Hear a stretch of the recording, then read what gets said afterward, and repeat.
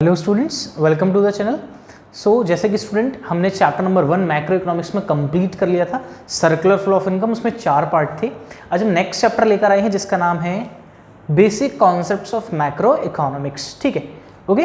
कहीं कहीं बुक्स में एक ही साथ चैप्टर दे रखा है, कहीं कहीं अलग अलग है, तो वो हमने उसको चैप्टर 1 कंसिडर करा, चैप्टर 2 है। अगर हम ओवरऑल देखें तो ओवरऑल ये हमारी वीडियो नंबर 5 है मैक्रो इकोनॉमिक्स में, ओवरऑल वीडियो नंबर 5। 4 वीडियोस हमने किस में बनाई थी? सर्कुलर फ्लो ऑफ इनकम में। ये 5th वीडियो है हमारी ओवरऑल।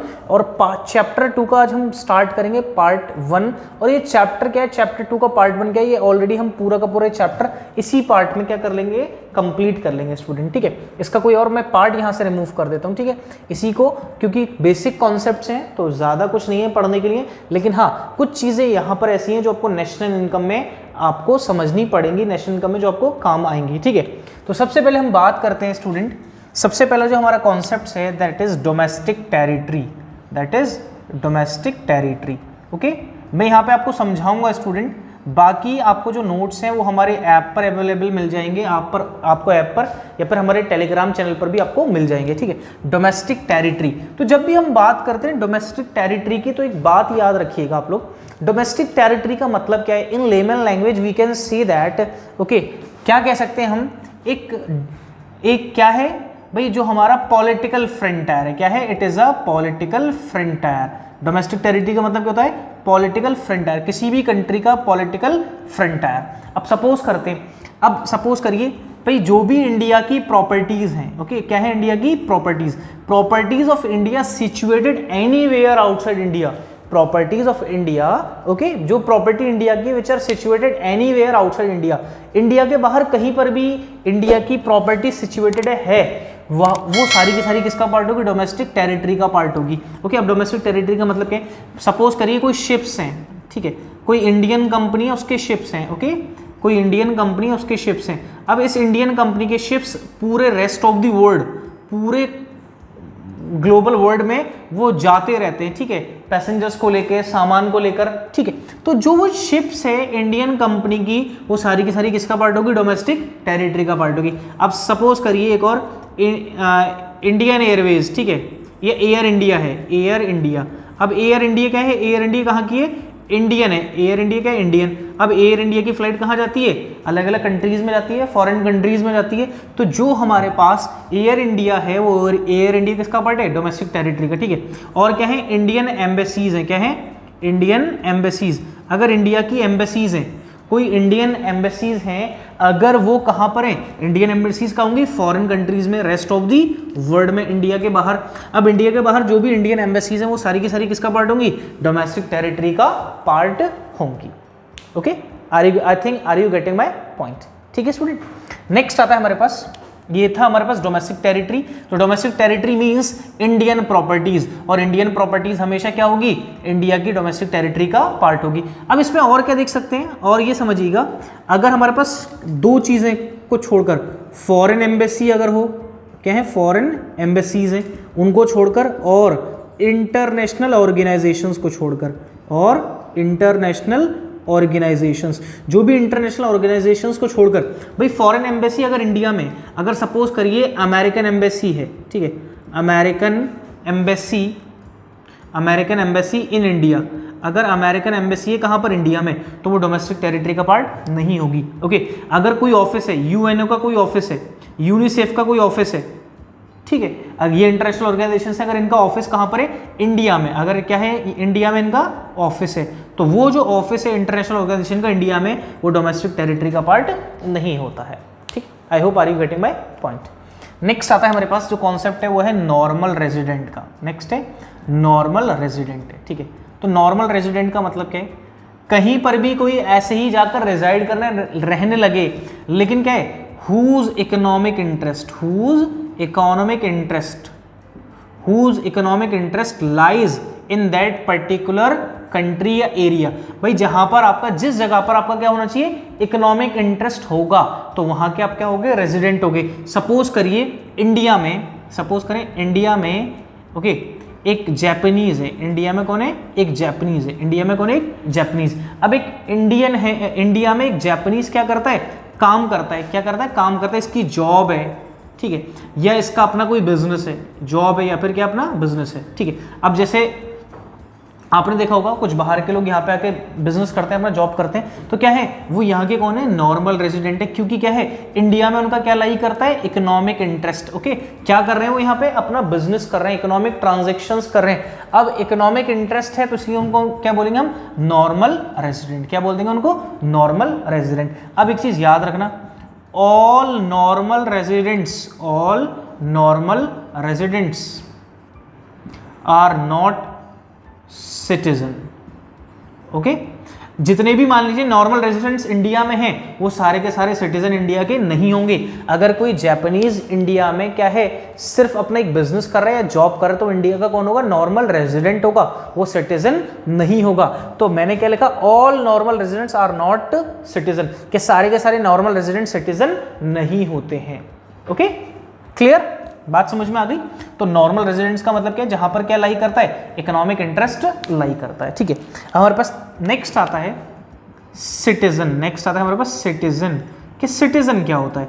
अब देखिए सिटीजन क्या है, तो सिटीजनशिप एक एक्ट भी है, एक लॉ भी है, एक कानून है, इंडियन सिटीजनशिप एक्ट। अब इंडियन सिटीजनशिप एक्ट में क्या है भाई, सिटीजन के बारे में बताया कि कौन सिटीजन होगा और कौन सिटीजन नहीं होगा। अगर मैं नॉर्मल रेजिडेंट्स की बात करूं according to income tax point of view, तो income tax point of view में यह कहा जाता है कि अगर आप 182 दिन उस पर्टिकुलर ईयर में अगर इंडिया में हैं तो आप इंडिया के क्या कहलाओगे, रेजिडेंट कहलाओगे। या फिर पिछले 4 साल में आप इंडिया में कितने दिन हो, 365 दिन, प्लस उसके साथ साथ पिछले जिस साल की बात कर रही है उस साल आप इंडिया में कितने दिन हो, 60 डेज। तो पहली कंडीशन क्या है नॉर्मल रेजिडेंट की, कि आप उस साल जिस साल की बात कर रहे हैं उस साल इंडिया में कितने दिन होने चाहिए, आप 182 दिन। या फिर अगर ये कंडीशन आप सेटिस्फाइड नहीं कर पा रहे तो सेकंड कंडीशन चेक की जाएगी, क्या है, पिछले 4 साल में आपको इंडिया में कितने दिन होना है, 365 दिन, प्लस जिस साल की हम बात कर रहे हैं उस साल आपको कितने दिन होना चाहिए इंडिया में, 60 डेज होना चाहिए, तो वो रेजिडेंट कहलाएगा। ये रेजिडेंट का according to income tax point of view के अकॉर्डिंग है, ठीक है। अब सिटीजनशिप एक्ट में क्या देखा, सिटीजन के बारे में बताया कि कौन सिटीजन होगा कौन सिटीजन नहीं होगा। तो इसमें 2 चीजें, सबसे पहले कौन होगा, by place of birth. By place of birth मतलब जो पैदा हुआ है जहां पर, जो भी पैदा हुआ है जहां पर, वो वहां का कौन होगा, सिटीजन कहलाएगा। या फिर इंडियन सिटीजनशिप के अकॉर्डिंग लॉ आपको क्या कर दे, लॉ अप्रूव्ड। ओके, लॉ आपको क्या कर दे, अप्रूव्ड कर दे, now you are the citizen. आपने अप्लाई किया सिटीजनशिप के लिए, आपने क्या करा, आप किसी और कंट्री से बिलोंग करते हैं, मतलब एक कोई एक्स है, ठीक है। अब एक्स इंडियन सिटीजनशिप चाहता है तो उसने अप्लाई किया और गवर्नमेंट ने उसको अप्रूव्ड कर दिया, अलाउ कर दिया, then he can become the citizen of India. तो अब उस केस में वो क्या बन सकता है, इंडिया का सिटीजन बन सकता है। तो ये इंपॉर्टेंट चीज याद रखिएगा, all normal residents are not citizen, के सारे नॉर्मल रेजिडेंट सिटीजन नहीं होते हैं। और सिटीजनशिप 2 तरीके से आ सकती है, बाय प्लेस ऑफ बर्थ, और अगर लॉ अप्रूव्ड कर दे भाई आपकी सारी चीजें वो चेक करेगा, उसके बाद आप अप्लाई करोगे पहले, उसके बाद लॉ क्या करेगा, आपको अप्रूव्ड करेगा to become the citizen of that particular country. और हम किस कंट्री की बात करें भाई, हम इंडिया में रहते हैं तो हम किसकी बात करें, इंडिया की बात करें, ठीक है। तो ये चीज अभी मैंने आपको बताई, क्या क्या था, एक डोमेस्टिक टेरिटरी बताया, मैंने नॉर्मल रेजिडेंट्स के बारे में बताया, और मैंने आपको सिटीजन्स के बारे में बताया कि सिटीजन और सिटीजनशिप क्या होती है। तो किसी भी कंट्री में अगर आप रहते हैं सिर्फ, तो आप वहां के नॉर्मल रेजिडेंट्स हैं, ये जरूरी नहीं है कि आपको सिटीजन कहना शुरू कर दिया जाएगा। आप वहां पर सिर्फ रहते हो, रिजाइड करते हो, तो आप क्या हो गए वहां के सिटीजन नहीं हुए, क्या है आप, रेजिडेंट हैं। अगर कोई कहीं पर भी जाकर रहने लगे उसके पास कोई वोटिंग राइट्स नहीं आ जाते हैं, ठीक है। ओके, चलिए नेक्स्ट देखिएगा। नेक्स्ट आता है हमारे पास factor income and transfer income.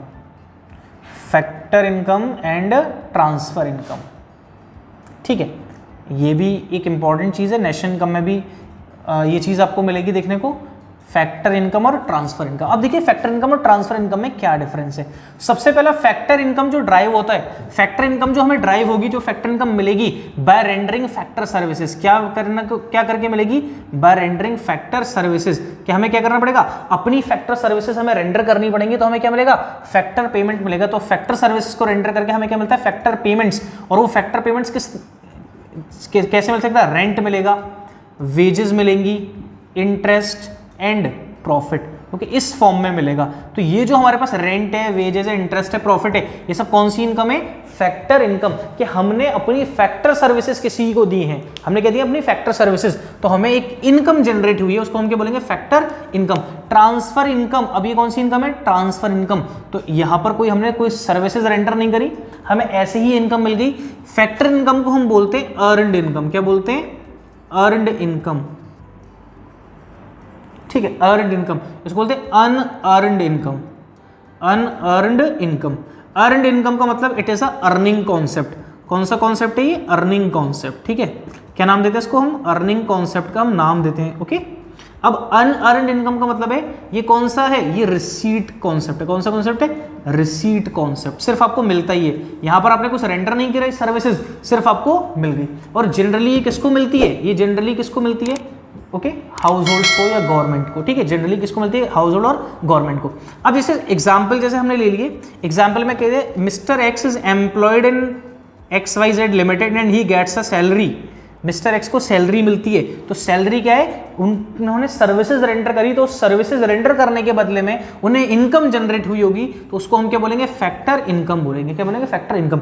If he is retired from his services, अगर वो अपनी सर्विसेज से रिटायर हो जाते हैं तो उनको पेंशन मिलेगी। तो पेंशन में अब वो काम नहीं कर रहे, कोई सर्विसेज रेंडर नहीं कर रहे, तब पेंशन किस में आ जाएगा? ट्रांसफर इनकम में आ जाएगा। गवर्नमेंट की तरफ से आपको स्कॉलरशिप्स मिल रही हैं, गवर्नमेंट की तरफ से आपको क्या मिल रही है? स्कॉलरशिप्स मिल रही हैं, तो ये भी किसका पार्ट होगा? ट्रांसफर इनकम का, मतलब रिसीट कॉन्सेप्ट है बस। ठीक है, उसके बाद जो आपका कन्या विद्याधन है, ठीक है, ओके, ओल्ड एज पेंशन भी आ जाती है इसमें, old age pension. Okay, old age pension जो गवर्नमेंट की तरफ से आपको दी जा रही है, स्कॉलरशिप्स आ गए। ठीक है, अनएम्प्लॉयमेंट अलाउंस मिल रहे हैं आपको, बेरोजगारी के लिए भत्ता, बेरोजगारी भत्ता, अनएम्प्लॉयमेंट अलाउंस मिल रहे हैं आपको।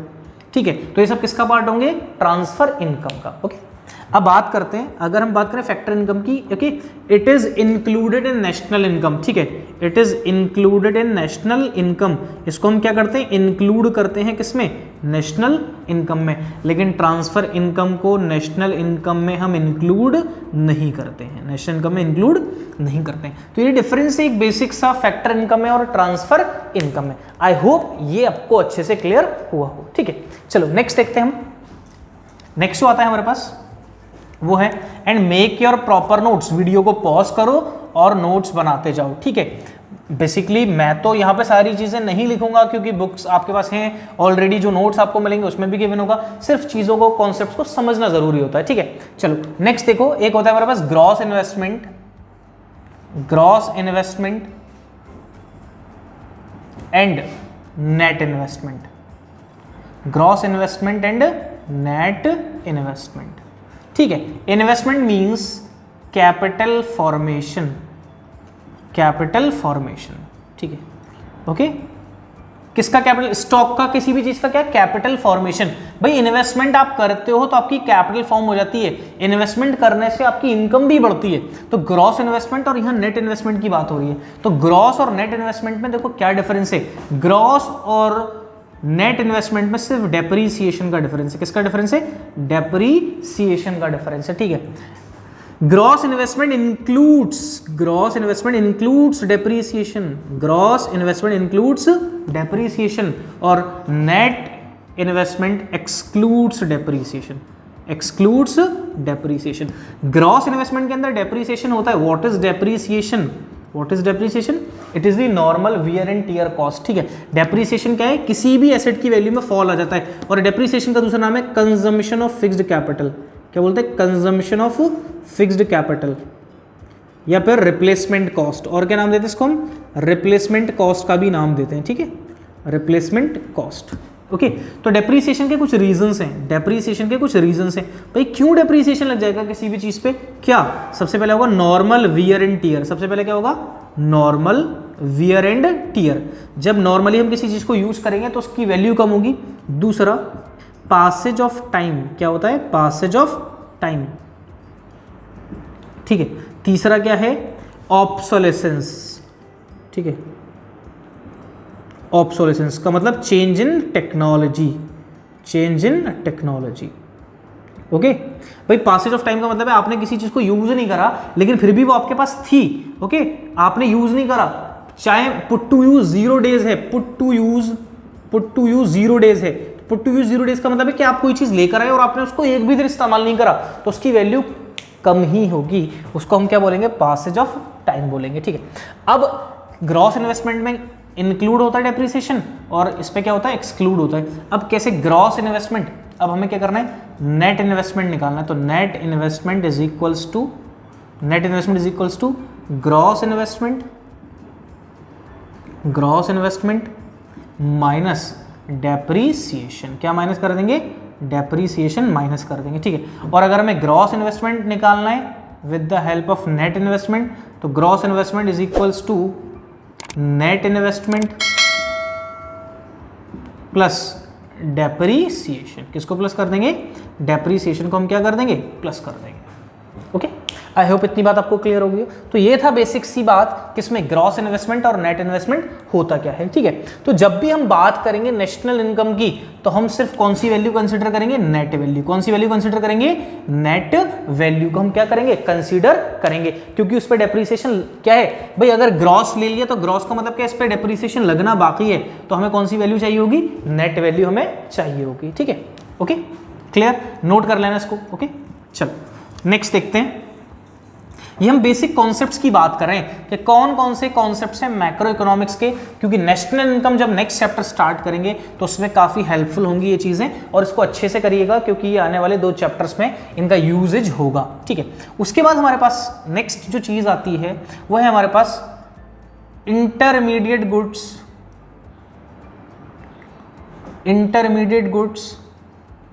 And final goods. Intermediate goods and final goods. Most of the students are very confused whether it is a intermediate or final goods.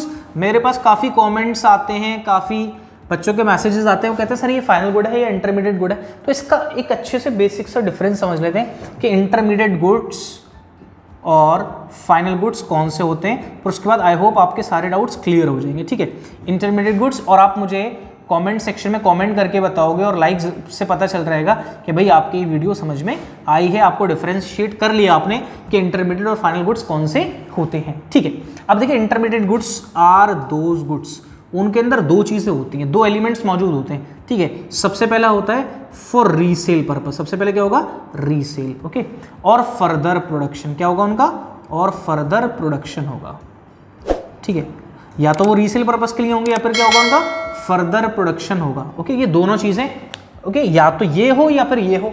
Okay, अब देखो इंटरमीडिएट गुड्स वो हैं जिन्हें अभी फाइनल प्रोडक्शन बाउंड्री से गुजरना है। ठीक है, they are not ready to use, वो अभी तक रेडी टू यूज नहीं है। ठीक है, अब देखिएगा नेक्स्ट अगर हम देखें इसमें इंटरमीडिएट गुड्स में, देखो इंटरमीडिएट गुड्स को और कैसे कंसिडर कर सकते हैं। सपोज करिए example, milk purchased bye, milk shop वाले ने, जो मिल्क शॉप वाला है उसने मिल्क परचेज किया, तो मिल्क परचेज किया क्या बनाएगा, ओके, मेकिंग स्वीट्स, क्या बनाएगा उससे, मिठाइयाँ बनाएगा। क्या बनाएगा उससे, वो मिठाइयाँ बनाएगा। तो इसका मतलब मिल्क उनके लिए क्या है भाई, वो मिठाइयाँ बनाएंगे, तो मिठाइयाँ तो फाइनल गुड्स है, तो इसका मतलब मिठाई किससे बनेगी, दूध से, तो दूध उनके लिए कौन सा हो गया, इंटरमीडिएट गुड्स। क्या हो जाएगा, इंटरमीडिएट गुड्स हो जाएगा।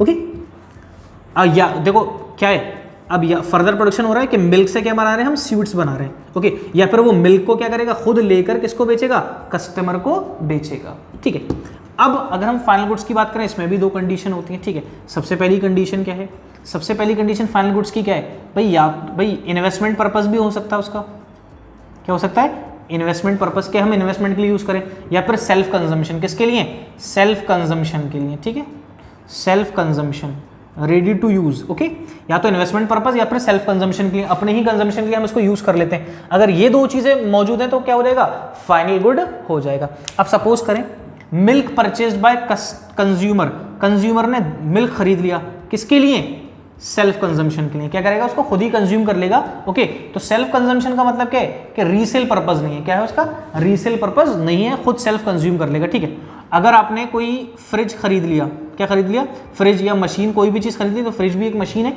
ठीक है, तो क्या कर दिया आपने, इन्वेस्टमेंट कर दिया। ओके, या फिर अभी आगे पढ़ाएंगे आपको कैपिटल गुड्स और कंजम्पशन गुड्स कौन से होते हैं भाई, या तो कंजम्पशन गुड्स जो आप बनाओगे के लिए आपको क्या चाहिए, कैपिटल गुड्स। तो कैपिटल गुड्स में आप क्या करोगे, इन्वेस्टमेंट करोगे। क्या करोगे, इन्वेस्टमेंट। तो इन्वेस्टमेंट पर्पस के लिए जो भी गुड्स होते हैं, कौन से गुड्स होते हैं, फाइनल गुड्स होते हैं।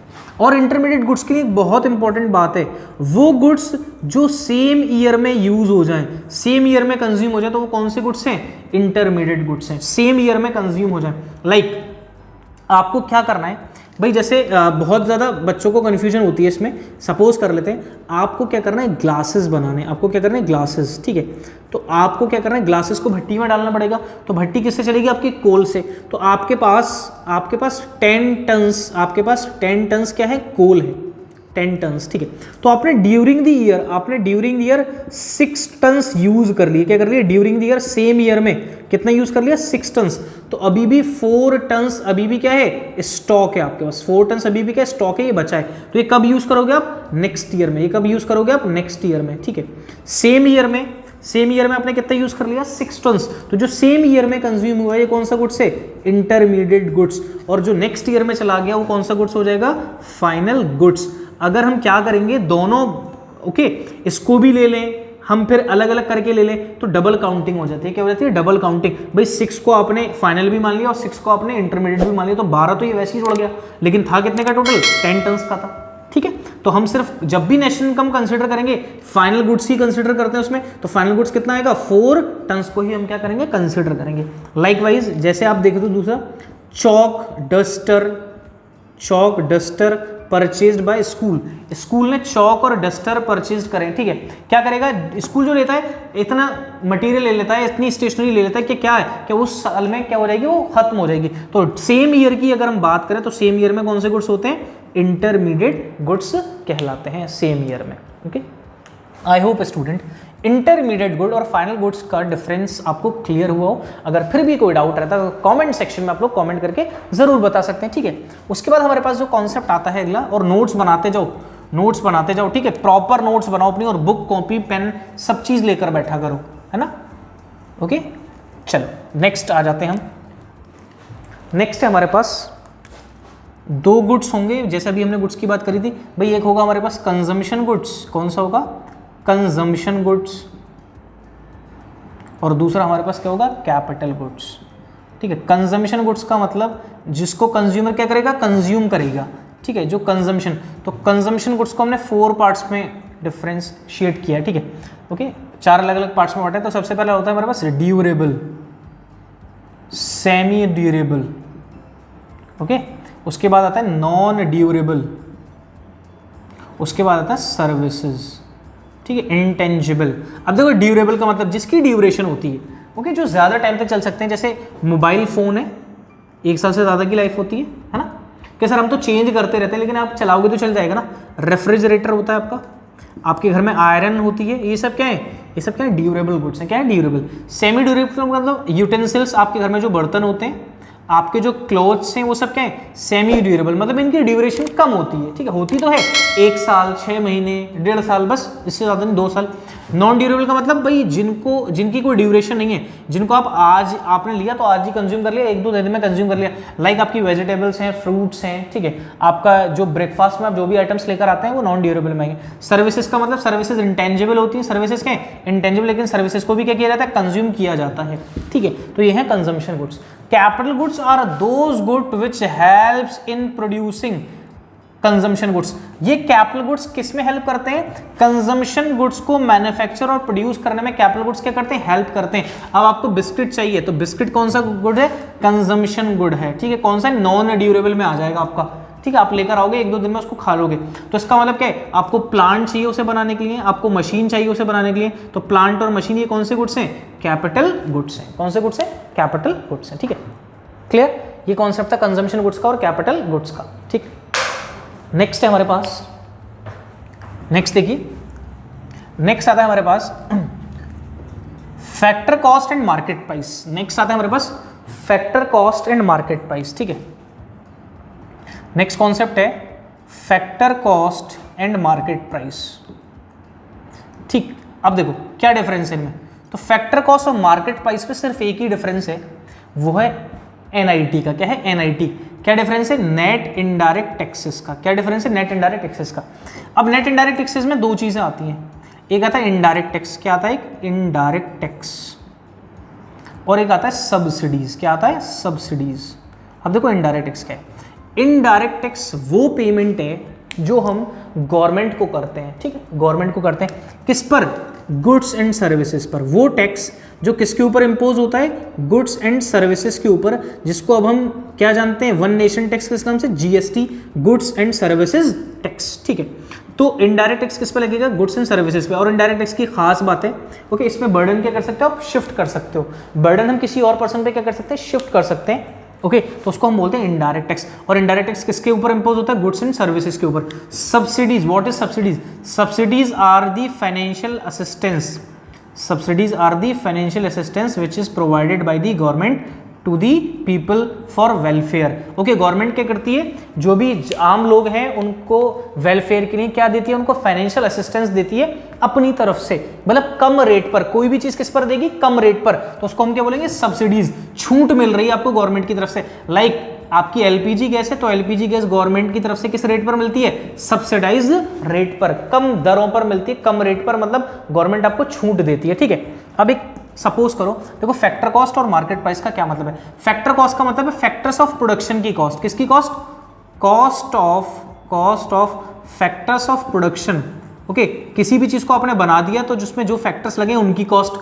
और मार्केट प्राइस का मतलब है जिस प्राइस पर वो मार्केट में क्या होगी, सेल होगी, जिस प्राइस पर मार्केट में क्या होगी, सेल। तो जाहिर सी बात है, अगर कोई चीज मैंने 40 रुपए में मैन्युफैक्चर की है तो 40 रुपए में ना बिककर कितने की बिकेगी, 60 रुपए की बिकेगी। कितने की बिकेगी, 60 रुपए की ऑफर होगी मार्केट में। सो इसका मतलब यहां पर कितनी वैल्यू एडिशन हो गया, 20 रुपीज का वैल्यू एडिशन हुआ। तो इस 20 रुपीज के पीछे कोई लॉजिक तो होगा लगने का, ठीक है, क्यों लगा ये, ओके, और ये अमाउंट है किसका। तो फैक्टर्स ऑफ प्रोडक्शन का मतलब land, labour, capital, entrepreneur, rent, wages, interest और प्रॉफिट, वो सारी की सारी किसमें आता है, फैक्टर्स ऑफ प्रोडक्शन। और मार्केट प्राइस का मतलब क्या है कि मार्केट में अवेलेबल है किसके लिए, सेल के लिए, ठीक है। अब हम एक एग्जांपल ले लेते हैं, यही एग्जांपल है हमारे पास, ओके। हमने जो एक प्रोडक्ट बनाया वो कितने का बनाया, 40 रुपए का, ठीक है। मार्केट में उसकी मार्केट प्राइस कितना है, 60 रुपीज, ओके। अब गवर्नमेंट ने ये कहा कि भाई हमने जो ये 20 रुपए जो ऐड हुए ना, 20 रुपए जो वैल्यू एडिशन है, ये हमारा इनडायरेक्ट टैक्स है। ये क्या है, indirect tax, okay, indirect tax है 20 रुपए। अब गवर्नमेंट कह रही है हम आपको इस इनडायरेक्ट टैक्स पर 5 रुपए की सब्सिडीज दे देते हैं। क्या दे देते हैं, 5 रुपए की सब्सिडीज, 5 रुपए की क्या दे दी, हमें सब्सिडीज दे दी, ठीक है, फाइनेंशियल असिस्टेंस दे दी, छूट दे दी गवर्नमेंट ने अपनी तरफ से 20 रुपए का इनडायरेक्ट टैक्स के ऊपर। सो इसका मतलब अगर मैं 20 रुपए अब टैक्स ना देके मुझे 5 रुपए की सब्सिडी मिल गई तो मुझे कितना पेमेंट करना पड़ेगा, 15। तो यही 15 क्या कहलाएगा, ये इनडायरेक्ट टैक्स तो है, लेकिन मैंने कुछ वैल्यू माइनस करी है, तो इसका मतलब मुझे एक्चुअल में टैक्स कितना देना था 20। 5 रुपए गवर्नमेंट ने सब्सिडी, तो एक्चुअल में मैंने कितना टैक्स दिया होगा, 15। तो उसको क्या बोलेंगे, एक्चुअल टैक्स को NIT, क्या बोलेंगे उसको, NIT, नेट, क्या बोलेंगे उसको, नेट इनडायरेक्ट टैक्स, क्या बोलेंगे, नेट इनडायरेक्ट टैक्स का हम नाम देंगे, ठीक है। अब देखना जरा यहाँ पे, अब इसको कैसे समझ सकते हैं, 40 और ये है 60, तो इसका मतलब अब क्या होगा, 60 वाली जो चीज है, हमें 60 वाली जो चीज है वो अब 5 रुपए सस्ती, इसका मतलब कितने की होगी, 55 रुपीज की, कितने की होगी, 55 रुपीज की। तो 40 रुपए तो फैक्टर्स ऑफ प्रोडक्शन, ठीक है, तो इसका मतलब 15, 20 में से 5 रुपए तो सब्सिडीज मिल गई, कितना, 15। तो 40 में 15 और ऐड हुए, तो 40 में 15 वैल्यू एडिशन हुआ नेट इनडायरेक्ट टैक्स का, तो कितना हो गया, 55 हो गया, कितना हो गया, 55।